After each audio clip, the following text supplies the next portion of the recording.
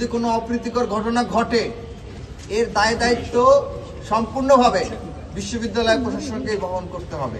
আমরা কোনো অপ্রীতিকর ঘটনার সাক্ষী হতে চাই না, আমরা আইন হাতে তুলে নিতে চাই না। আমরা চাই এটা একটু শান্তিপূর্ণভাবে সুন্দরভাবে এটা সমাধান হবে। ঢাকা বিশ্ববিদ্যালয়ে সকল ধরনের ফেসিবাদ মুক্ত হবে এবং সকল ধরনের ফেসিবাদী শিক্ষক, ফেসিবাদী কর্মকর্তা, ফেসিবাদী ছাত্র যারা গণহত্যায় প্রত্যক্ষভাবে অংশগ্রহণ করেছে, মদত দিয়েছে, সমর্থন জুগিয়েছে, প্রত্যেকের বিরুদ্ধে ব্যবস্থা গ্রহণ করা হবে। এই দাবিতে আমরা বারংবার বিশ্ববিদ্যালয় প্রশাসনের কাছে এসেছি, না হইলেও কমপক্ষে অর্ধশতবার বিশ্ববিদ্যালয়কে আমরা চিঠি লিখে স্মারকলিপি দেওয়ার মাধ্যমে লিখিত আবেদন দিয়েছি যাতে তাদের বিরুদ্ধে ব্যবস্থা গ্রহণ করা হয়।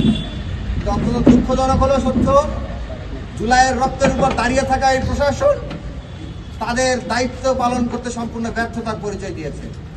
তাদের এই আচরণ এবং ফেসিবাদকে পুনর্বাসন করা, তাদের হাত থেকে যে একের পর এক ঘটনা ঘটছে, এগুলো জুলাই শহীদের রক্তের সাথে সুস্পষ্ট প্রতারণা ছাড়া আর কিছুই নয়।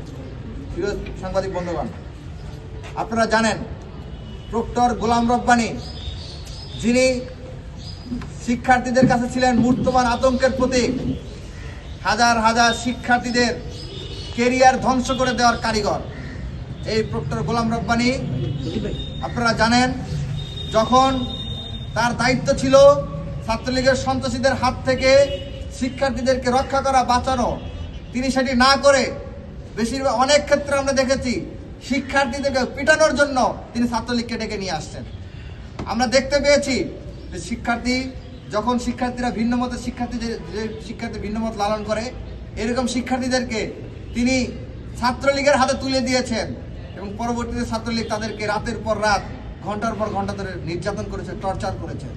আপনারা দেখেছেন ইতিমধ্যেই ছাত্র অধিকার পরিষদ সহ রাষ্ট্রপতি নুরুল হক নূর সহ ছাত্র অধিকার নেতৃবৃন্দ, তাদের উপর যে হামলা হয়েছিল, যাদের উপর যে বারংবার হামলা হয়েছিল, সেই হামলার দায়ী করে গোলাম রব্বানীর বিরুদ্ধে মামলা পর্যন্ত হয়েছে আদালতে।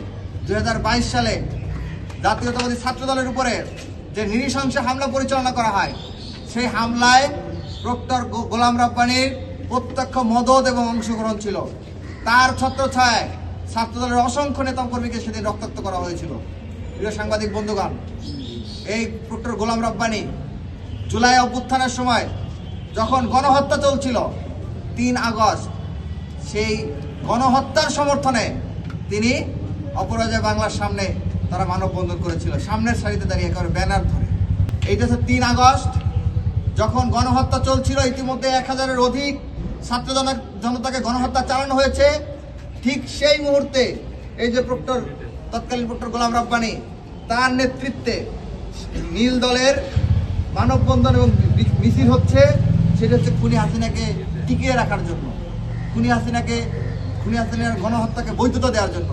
এই গোলাম রব্বানী ঢাকা বিশ্ববিদ্যালয়ে যে ফেসিবাদী শাসন চলেছে গত 15-16 বছর ধরে, সেই ফেসিবাদী শাসন চালানোর ক্ষেত্রে অত্যন্ত গুরুত্বপূর্ণ ক্রীড়নক হিসেবে ভূমিকা পালন করেছে। এবং এছাড়াও গোলাম রব্বানীর বিরুদ্ধে অসংখ্য অভিযোগ রয়েছে। সেই অভিযোগগুলো বিশ্ববিদ্যালয় প্রশাসনকে আমরা বারবার অভিহিত করেছি, কিন্তু অত্যন্ত দুঃখজনক হলো সত্য, বিশ্ববিদ্যালয় প্রশাসন তার বিরুদ্ধে ব্যবস্থা গ্রহণ করা তো দূরের থাক, বরঞ্চ তাকে বিভাগের চেয়ারম্যান বানানোর মাধ্যমে তাকে পুরস্কৃত করেছে। আমরা সবসময় যে কোনো সমস্যার শান্তিপূর্ণ উপায়ে সমাধানের প্রত্যাশী এবং বারংবার আমরা সেই প্রচেষ্টাটাই চালিয়ে গিয়েছি। আপনারা দেখেছেন, আপনারা সাংবাদিক বন্ধুগণ, আপনারা সাক্ষী যে এই ফেসিবাদের দোসর শিক্ষকদের বিচারের দাবিতে নিয়মতান্ত্রিক পদ্ধতিতে আমরা কতবার স্মারকলিপি জমা দিয়েছি, কতবার বিক্ষোভ করেছি, কতবার আমাদের প্রতিবাদ পাঠিয়েছি।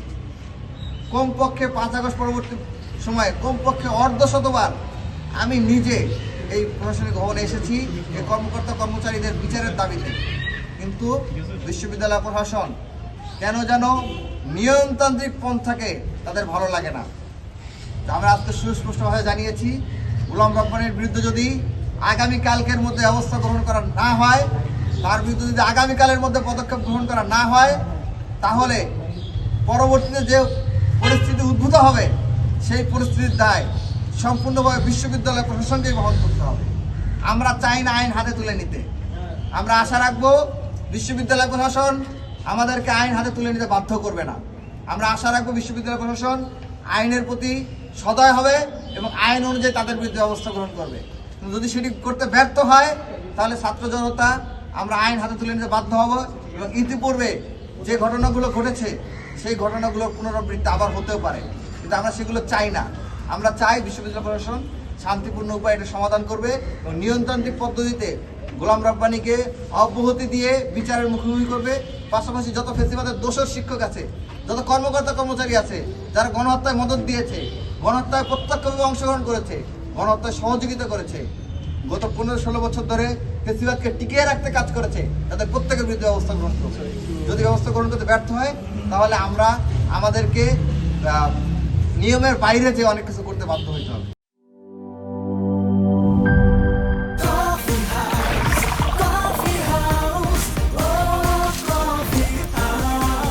কফি হাউস, প্রতি চুমুকে আড্ডা জমে।